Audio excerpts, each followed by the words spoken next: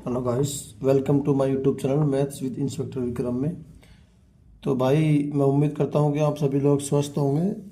तो आज मैं जो क्वेश्चंस लेके आया हूँ वो भी बहुत इंपॉर्टेंट है आपके आगामी एग्जाम्स के लिए। ये सभी क्वेश्चंस प्रीवियस ईयर कुछ एग्जाम्स में पूछे गए क्वेश्चंस हैं, ठीक है भाई। जो एग्ज़ाम अभी हाल ही में हुई है 2024 में हुई है, उन्हीं एग्जाम्स के मैं एक क्वेश्चन उठा रहा हूँ। तो रिसेंट एग्ज़ाम का सिनेरियो क्या है उससे इससे आपको पता चल जाएगा और थोड़ा आइडिया लग जाएगा कि क्वेश्चन कैसे आ रहे हैं। तो ये क्वेश्चन बेस्ट हैं, इनको आप करिए और एग्ज़ाम पढ़ के आइए, ठीक है। चलो शुरू करते हैं।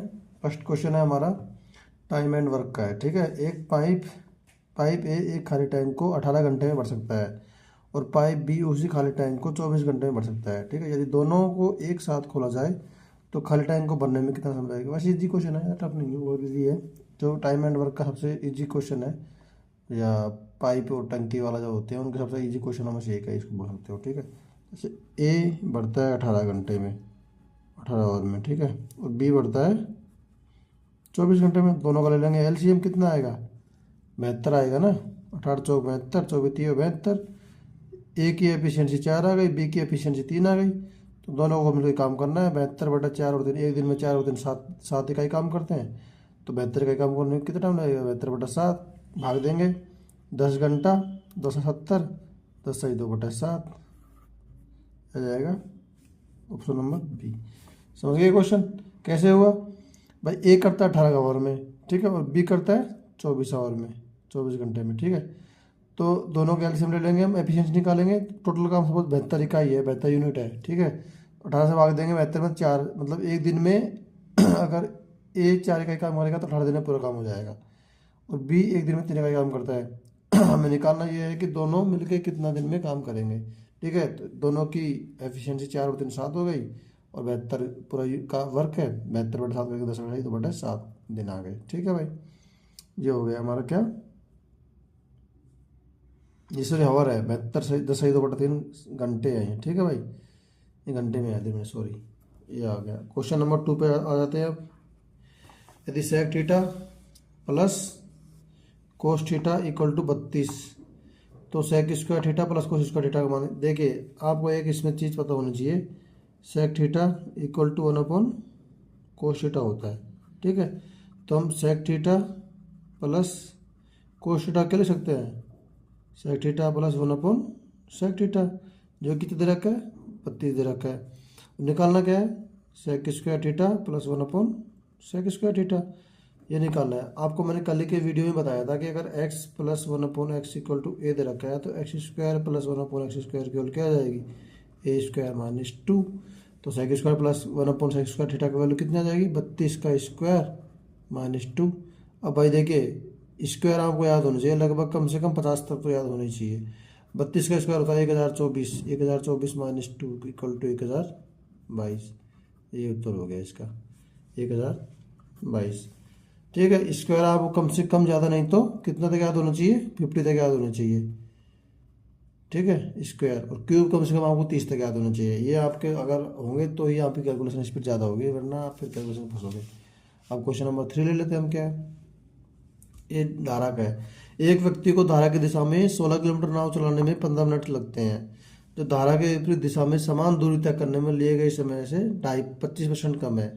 व्यक्ति स्थिर जल में 1 घंटे में कितने किलोमीटर नाव चलाता है। मतलब धारा की दिशा में 16 किलोमीटर चलता है। आपको पता है धारा की दिशा में जाएगा तो स्पीड बढ़ेगी, मतलब अगर नाव स्थिर जल में नाव की चाल एक्स है और धारा की चाल पानी में वाई है, ठीक है, सॉरी धारा की चाल वाई है। तो धारा की दिशा में क्या हो जाएगी चाल, एक्स प्लस वाई, और धारा की विपरीत दिशा में एक्स माइनस वाई। अभी दोनों का रेशियो दे रखा है, क्या दे रखा है, 25% कम है। मतलब ये है ना जो 25% कम है इससे, ठीक है। 25% कम का मतलब 1/4, 4 से 3 हो जाएगी, ठीक है।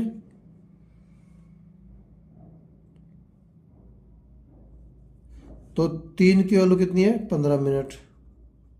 4 की वैल्यू कितनी हो जाएगी भाई, 20 मिनट। मतलब इसमें दे रखा है कि धारा की दिशा में चलने पर 15 मिनट का समय लगता है, तो विपरीत दिशा में 25% कम, मतलब जो कि विपरीत दिशा में चले गए समय से 25% कम समय कर लिया गया है, ठीक है। हमें 1/4 है, 4 अगर वो है उसमें 4 विपरीत दिशा में लिया गया समय है, और 3 है जो समान दिशा में लिया गया समय है, ठीक है। तो 20 मिनट आ गई 4 की वैल्यू, मतलब विपरीत दिशा में लिया गया समय, ठीक है। तो पूछा गया है व्यक्ति स्थिर जल में, अब 16 किलोमीटर नाव चलाने में 15 मिनट लगते हैं, ठीक है। तो x प्लस वाई की वैल्यू दे रखी है ना, ये स्पीड x प्लस वाई की वैल्यू कैसी आएगी, 16/15 इंटू 60 से मल्टीप्लाई कर देंगे, मतलब 60 से ऊपर चल जाएगा, मतलब 64 की स्पीड आ गई है, ठीक है, किलोमीटर पर आवर। और x माइनस वाई की वैल्यू निकालेंगे तो 16/20 इंटू 60, 20×3 60, 48 किलोमीटर पर आवर। अब निकालना क्या है, व्यक्ति स्थिर जल में 1 घंटे में कितने किलोमीटर नाव चला सकता है, स्थिर जल में, मतलब x की वैल्यू निकालनी है। तो दोनों को ऐड करके 2 का भाग दे देंगे, वैसे इसमें कुछ नहीं है। x प्लस वाई की वैल्यू रखी 64 और x माइनस वाई की वैल्यू रखी 48, दोनों को ऐड करेंगे तो 100 और 8 4 12 112, तो 2x equal to 112, x equal to 56 का सही आंसर है, ठीक है। समझ गए क्वेश्चन, नहीं समझे होंगे, थोड़ा कन्फ्यूजन हो गया ना, चलो दोबारा समझाता हूँ। कुछ नहीं है भाई, बोला गया है कि 16 किलोमीटर नाव चलाने में धारा की दिशा में 15 मिनट का समय लगता है, ठीक है। तो 16 किलोमीटर हम 15 का भाग देंगे तो क्या आ जाएगी, स्पीड आ जाएगी, कौन सी स्पीड आ जाएगी, धारा की दिशा में चल रहा है, मतलब x प्लस वाई की वैल्यू आ जाएगी ये, ठीक है। ये आ गई हमारे पास 64 किलोमीटर पर आवर। अब उसमें आगे क्वेश्चन में क्या कह रहा है, ये जो है ना, ये समय है, ये समय टाइम जो धारा के विपरीत दिशा में समान दूरी तय करने में लिया गया समय से 25% कम है। मतलब अगर सपोज धारा के विपरीत दिशा में 100 मिनट लगते हैं, तो ये धारा के दिशा में 75 मिनट लगेंगे, मतलब 25% कम लगेंगे। तो 25% मतलब 1/4 होता है, कम है तो 4 से 1 माइनस कर देंगे, 3 केवल 15 मिनट दे रखे, 4 केवल दे रखे हमको 20 मिनट, ठीक है भाई। अच्छा क्वेश्चन है, 20 मिनट। अब 20 मिनट धारा के विपरीत दिशा में है, लेता है कितने किलोमीटर चलने में, 16 किलोमीटर चलने में। तो स्पीड निकालेंगे 16/20 इंटू, ये मिनट में है तो आवर में चेंज करेंगे, घंटे में चेंज करेंगे, तो 60 से मल्टीप्लाई कर 60 से डिवाइड कर देंगे, डिवाइड करेंगे तो 60 ऊपर चल जाएगा, 60 ऊपर आ गया, 16/20 करेंगे इंटू 60, 62 60 16 48 किलोमीटर पर आवर आ गया x माइनस वाई की वैल्यू। वाई यहाँ धारा की चाल है और x है जो स्थिर जल में नाव की चाल है। तो हमें x की वैल्यू निकालनी है, दोनों को ऐड कर देंगे तो y से y कट जाएगा, 2x आ जाएगा, 2x और इन दोनों जोड़ेंगे 48, तो ये हो जाएगा 112, 2x की वैल्यू 112 और x की वैल्यू 56, ये हो गया उत्तर, ठीक है भाई। बढ़िया क्वेश्चन था, मज़ा आ गया इस क्वेश्चन करने में, ठीक है। क्वेश्चन नंबर 4, ये देखिए, ये भी अच्छा क्वेश्चन है, ये तो इजी क्वेश्चन, ज़्यादा टफ नहीं है।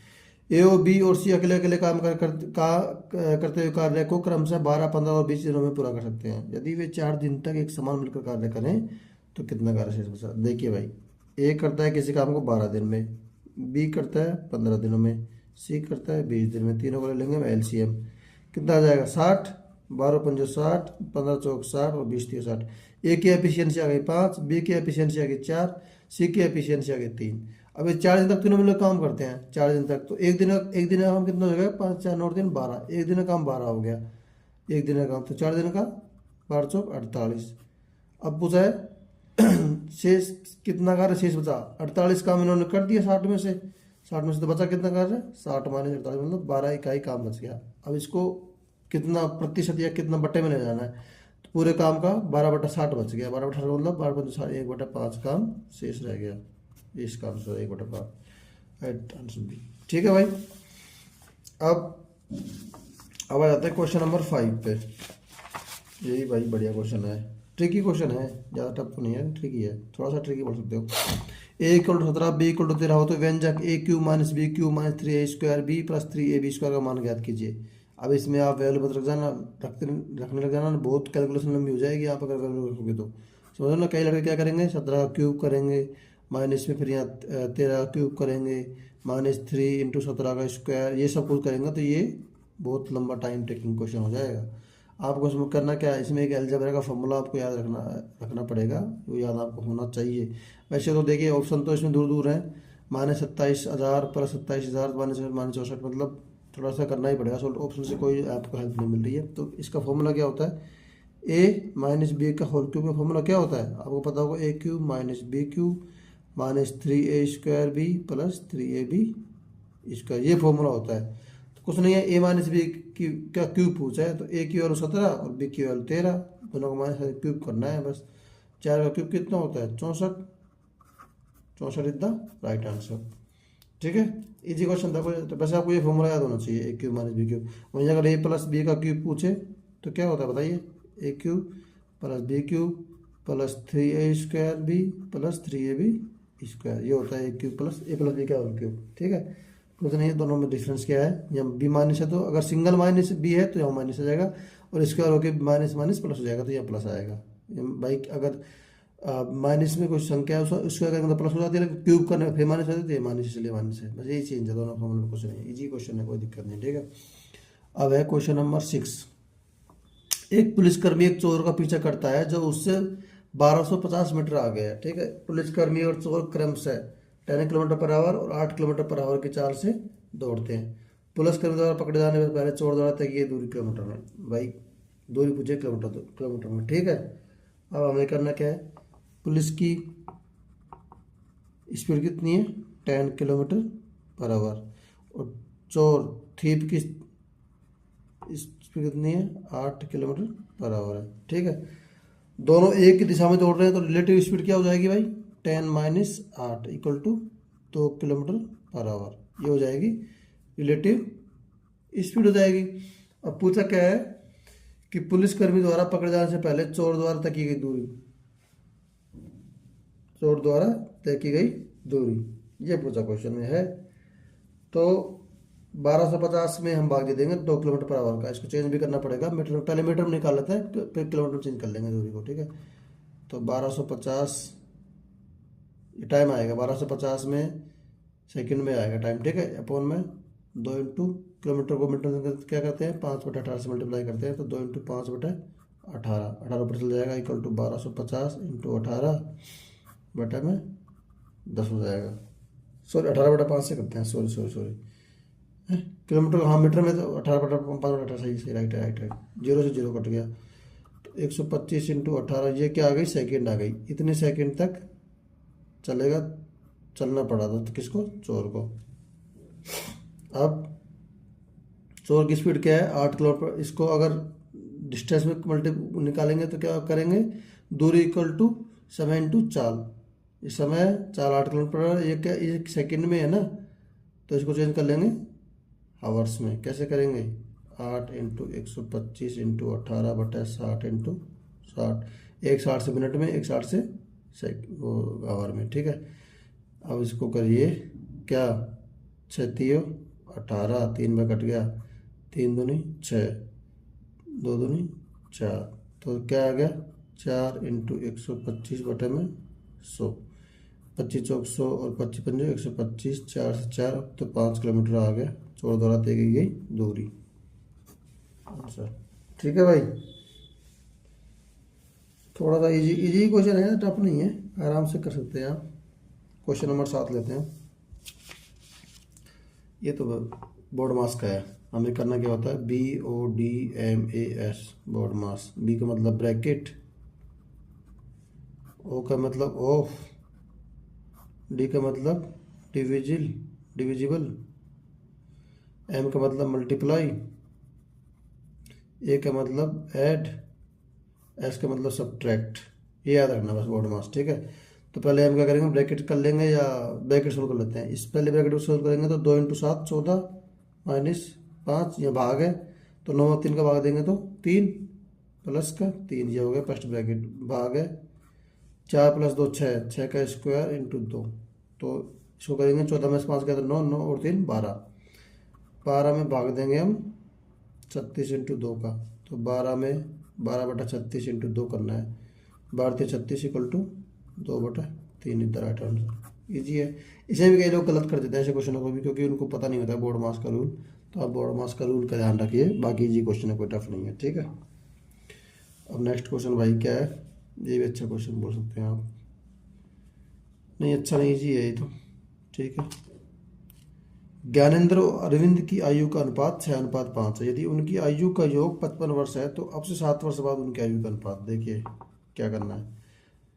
ज्ञानेंद्र और अरविंद का अनुपात है 6:5 आयु का। ठीक है, और उनकी योग है 55, मतलब दोनों का योग करेंगे 11 की वैल्यू 55, 1 की वैल्यू 5। ठीक है, तो ज्ञानेंद्र की वैल्यू उम्र कितनी आ गई 6×5 = 30। ठीक है, अरविंद की उम्र कितनी आ गई 5×5 = 25। अब से 7 वर्ष बाद उनकी आयु का अनुपात पूछा था, दोनों में 7 जोड़ दो, 30+7 रेशियो 25+7 इक्वल टू 37 रेशियो 25 और 7 32, ये उत्तर आ जाएगा इसमें। इजी है। क्वेश्चन नंबर 8 में ये आंसर हो गया। अब देखिए भाई क्वेश्चन नंबर 10 अपना,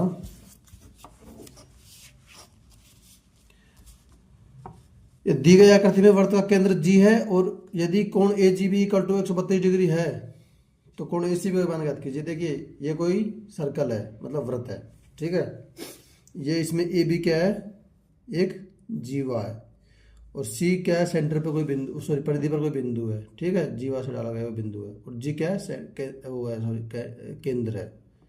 जी क्या है, सेंटर है, मतलब केंद्र है, ठीक है। तो आपको एक इसकी थ्योरम पता होनी चाहिए, कोई भी जीवा द्वारा परिधि पर बना कोण हमेशा समान जीवा द्वारा वृत्त के केंद्र पर बने कोण का आधा होता है। वृत्त के केंद्र पर बने कोण का आधा होता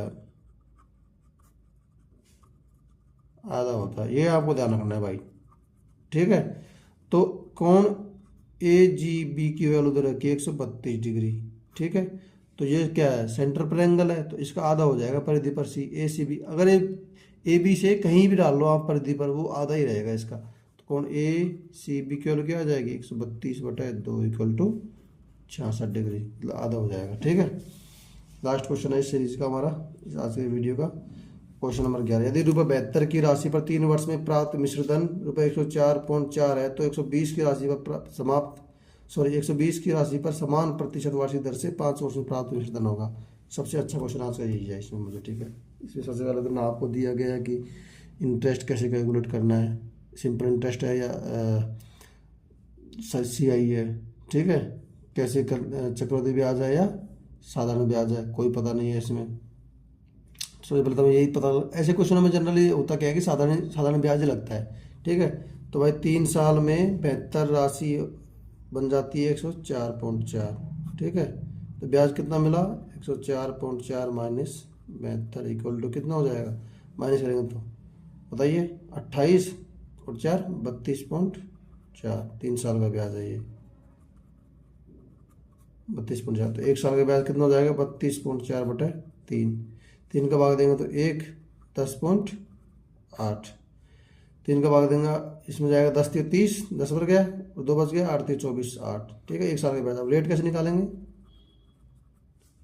10.8 1 साल का ब्याज मतलब मूलधन 72 × 100, तो 1080/72, ये कितना बढ़ जाएगा 15%, रेट आ गई 15%, ठीक है। ऐसे पूछा क्या है कि 120 की राशि पर समान वार्षिक प्रतिशत वार्षिक दर से 5 वर्ष से प्राप्त मिश्रधन, 5 साल का ब्याज पूछा है, 120 की राशि है, तो क्या हो जाएगा बताइए। पहले तो इंटरेस्ट निकाल लेंगे, पहले तो ब्याज निकालेंगे 5 वर्ष का, कैसे निकालेंगे, P × R × 100, P की वैल्यू 120 है, R की वैल्यू 15 है, T की वैल्यू 5 है, बटे में 100, 1 0 से 1 0 कट गया, 5 दूनी 10 कट गया 6, 15 से 90, 90 क्या आ जाएगा ब्याज, मिश्रधन क्या हो जाएगा, ब्याज प्लस मूलधन, प्रिंसिपल प्लस इंटरेस्ट। तो ब्याज 90 है, मूलधन 120 है, तो प्रिंसिपल क्या हो जाएगा 210। आज का हमारा वीडियो खत्म और आंसर इसका 210 है। तो गाइस ये हमारे क्वेश्चन थे आज के, बहुत ही अच्छे क्वेश्चन थे। तो आई होप आपको समझ आए होंगे और मैं उम्मीद करता हूँ कि आप वीडियो को लाइक शेयर सब्सक्राइब करेंगे। तो चलो चलते हैं, ठीक है, टेक केयर, बाय।